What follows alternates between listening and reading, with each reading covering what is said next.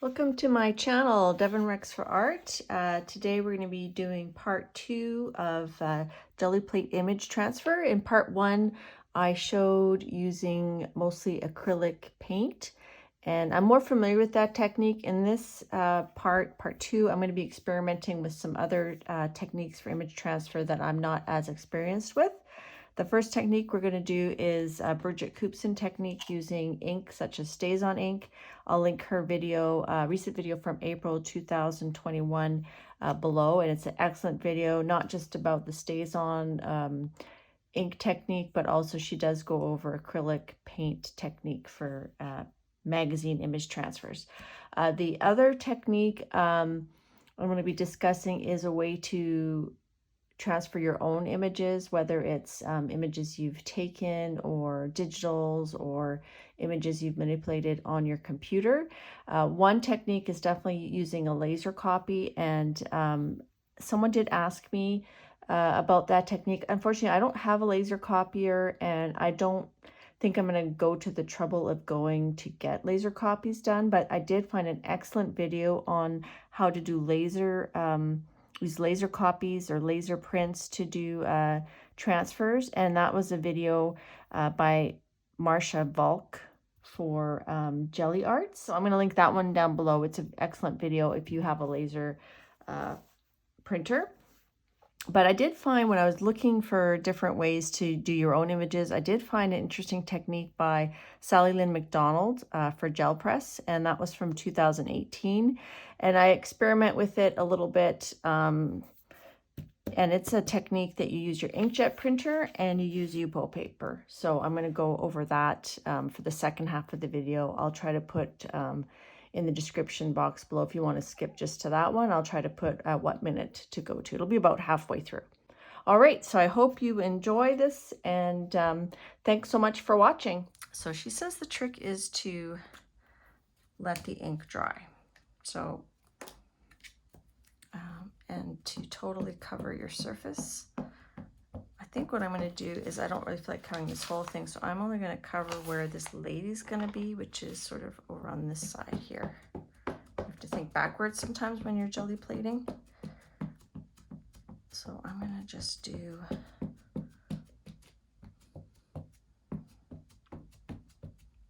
that section. So she says the trick is you need to let that dry.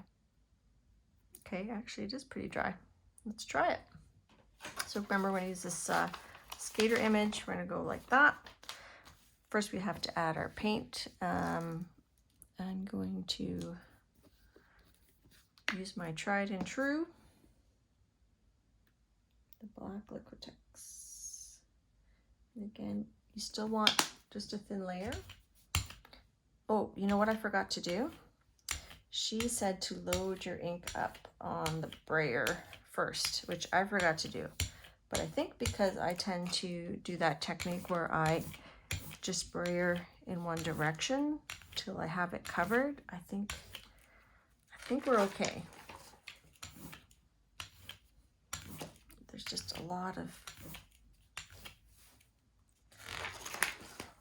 ink on there. I want it a little bit thinner.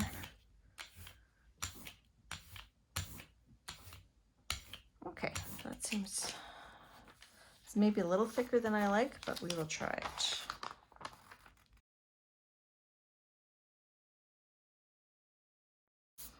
So give it a good rub. Don't wait too long. Give it a peek. It's pretty clumpy there, but that's I don't think it had a chance. So you can still see her shirt. Let's rub it a bit more. I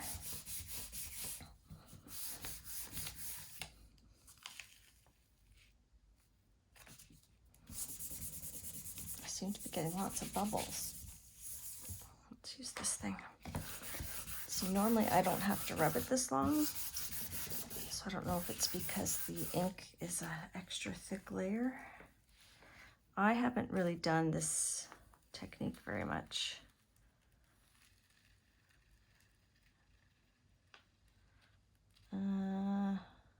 guess it didn't really work as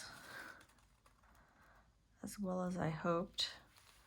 That's pretty sploochy. So we'll let that dry. I can see her hands, see her face. Bridget feels she gets better details with this method. I have not found that to be the case for me. That being said, I have not practiced this technique very much. Let's use blue, aqua at the top.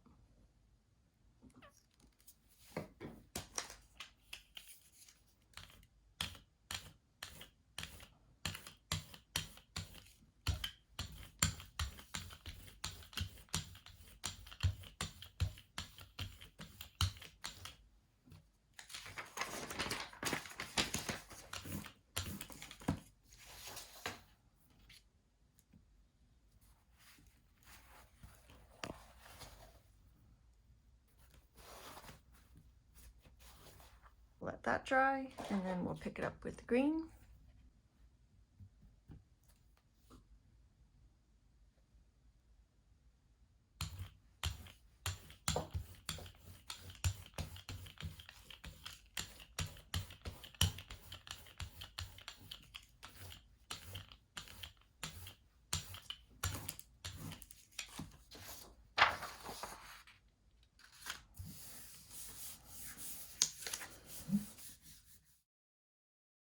Had a splooch right on her head, of course, right there.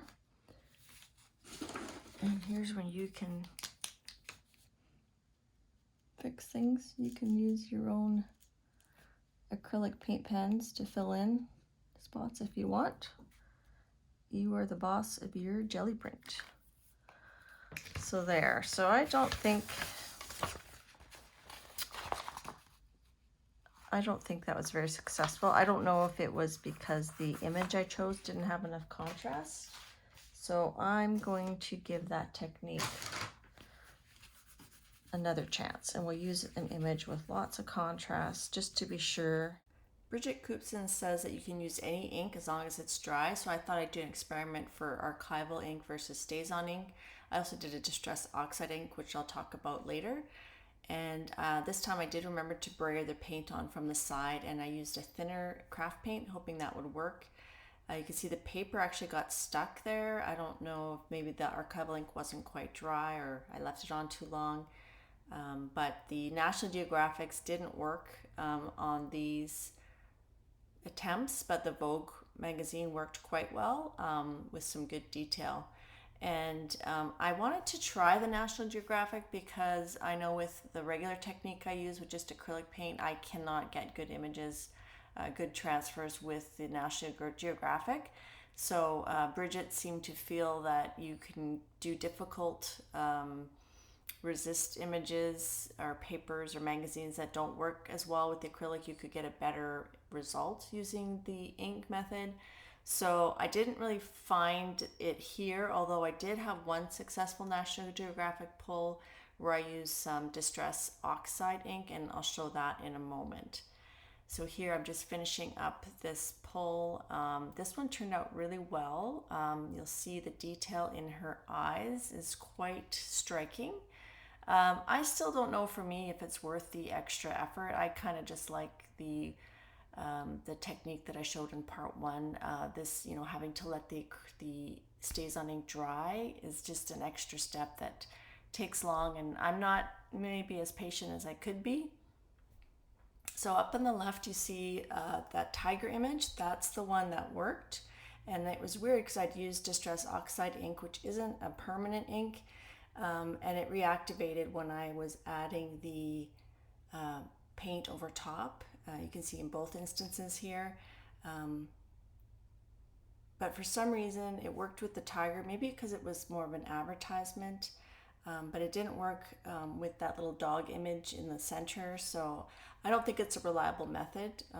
It did work once, but I didn't get it to work again. So here's a review of the prints that I did using Bridget Koopson's ink pad technique. I think StazOn with a thinner craft paint gave a better result.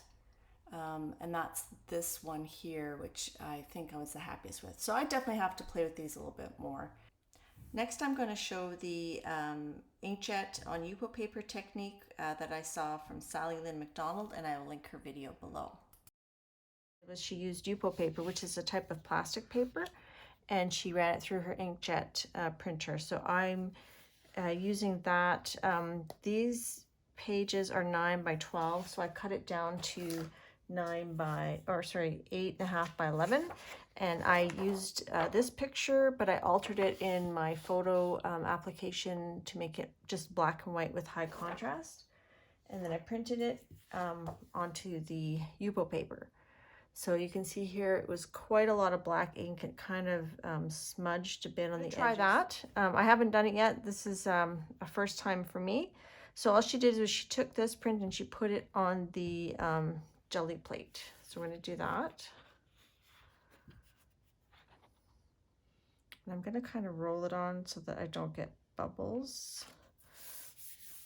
And then, again, I'm not quite straight, but that's okay. And I think the theory is that because this is plastic, the inkjet ink won't, be absorbed into the plastic. It's just sitting on the surface.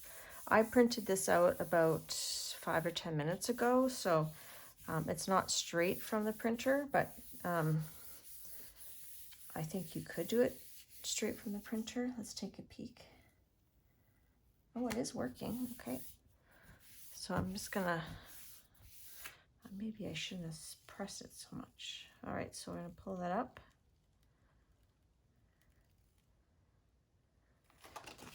And there's our image. So we're gonna let that dry. I think I did have a few little bubbles. But this will be interesting, and I'll see if I can use this a second time. Okay, I don't know if it's quite dry in the middle, but I'm tired of waiting, so I'm going to stick with some Halloween colors. We'll use purple, and we'll use some green, and these are the color shift.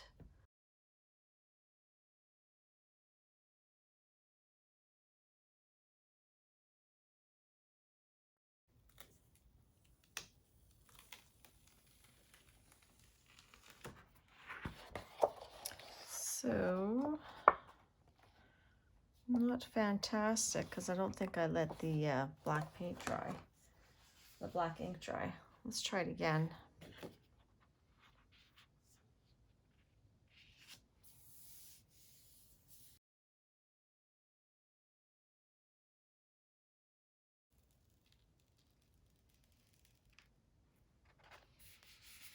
So it did work again. This time I'm going to let it dry longer.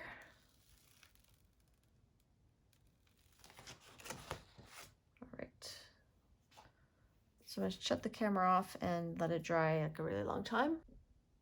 Okay, this time I'm going to try it just with the Playful Pink. And I reviewed the video, and what she did with the Yupo, she just put it, after she took the Yupo off, she just took her paper or leather or something and put it on and took it off. But to me, that's like, well, why don't I just do a photocopy if I'm going to do that? So I don't know. I'm going to try it with the Playful Pink, and I'm thinking, like the ink in the previous technique with the archival ink, I'm going to maybe preload my brayer first so I'm not smudging the ink around. So I'm going to use this, and I'm going to preload my brayer.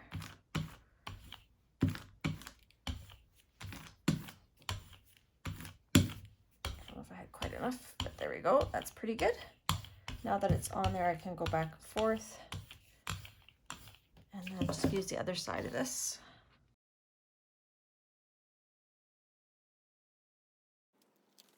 So that worked much better. So there we can see, and it's got a bit of a sheen to it. It's got the Playful Pink it's white, but it has a pink sheen to it. So that's kind of cool. I'm going to see if it'll work again. So same image. This time I'll try the way she shows it with just putting another piece of paper, if this works, that is.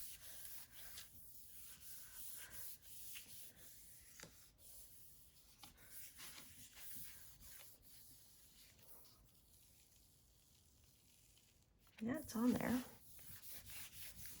I think each time it would get fainter and fainter.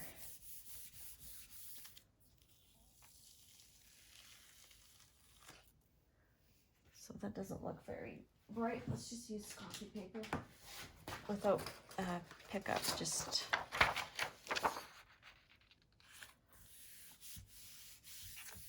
directly, which is the way she said it. She actually used a piece of leather to do her pickup, so that's kind of cool. And it did work again. That's neat. So I think one of the nice things about this Yupo paper is technically I could probably wipe this off. Ooh, let's see how easy all that ink comes off. And then once this dries, we can use it to make another print. Although this looks kind of cool, just like this. All right, so I'm gonna let that dry. It's plastic, so it could melt if I use my heat gun on it. So we'll do that, and then I'll print another image on there and see if we can use the same piece again. So I got this image from unsplash.com. I printed it on Yupo. I meant to do it a smaller one to save ink, but I forgot. And anyway, so it's a big print. I also put some text on there to see how the text would turn out. I don't have great hopes. You can see how there's lots of extra ink and bubbles. So if anybody else plays with this technique and they find a way to get good details, let me know, but let's try this. So my plate is clean. I'm going to put this down. It seems like the trick is to try to not get bubbles, but I have not been successful yet. So I'm going to try rolling it from the top this time. I'm going to try to press down as I go. Maybe let's use a bone folder. Oh, I went really crooked. That's okay. Let's see what happens with that.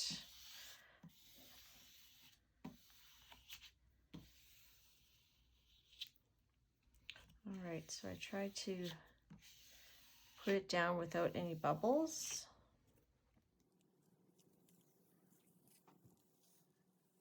So I was fairly successful, I think, in not getting bubbles.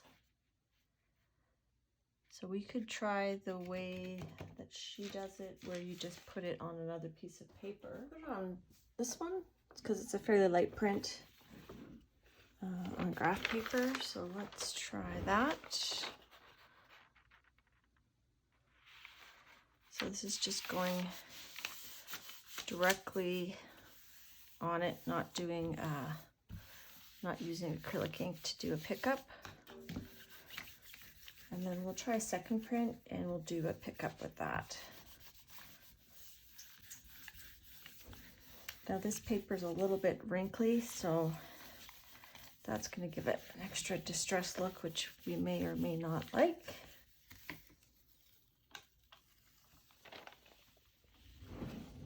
It's kind of cool. The text didn't come out the best. She actually worked pretty good. There's still a little bit on there. I'm just going to do a pull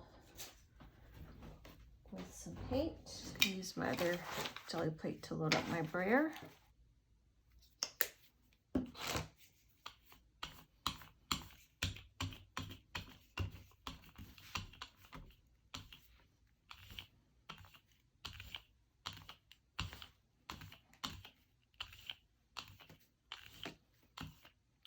Let's use our comp book. And I'm going to move this out so I don't touch it.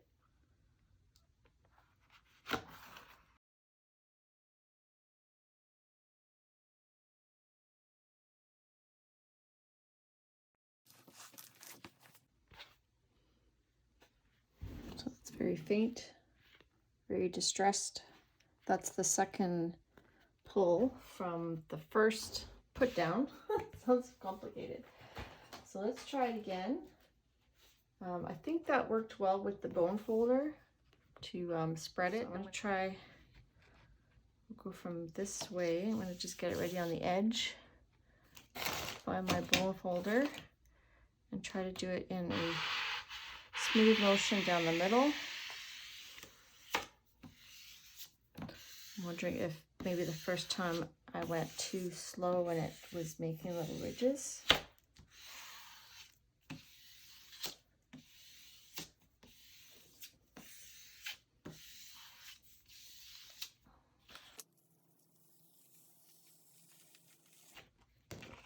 There's our second one. Still, there's quite a bit of ink left on there. We'll do this glowing peach. Let's leave this a few minutes to dry.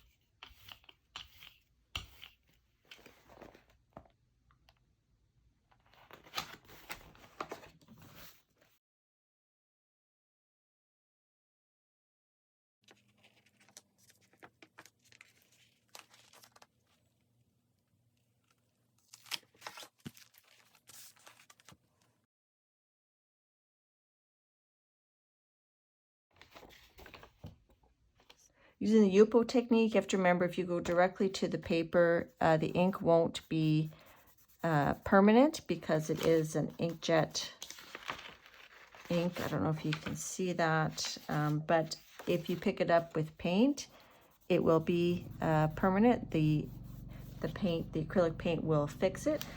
So that's one thing to keep in mind. So I hope you enjoyed this video about, exploring different methods of image transfer. Again, I'm not an expert on these techniques, but I thought you might enjoy seeing some ideas I had. If you found this inspired you to try something different on the Gelli plate, please let me know. You can DM me in Instagram or leave a comment down on this video. I had fun playing. I hope you had fun watching. Please subscribe to my channel. Give it a thumbs up. All right. Thanks for watching. Bye-bye.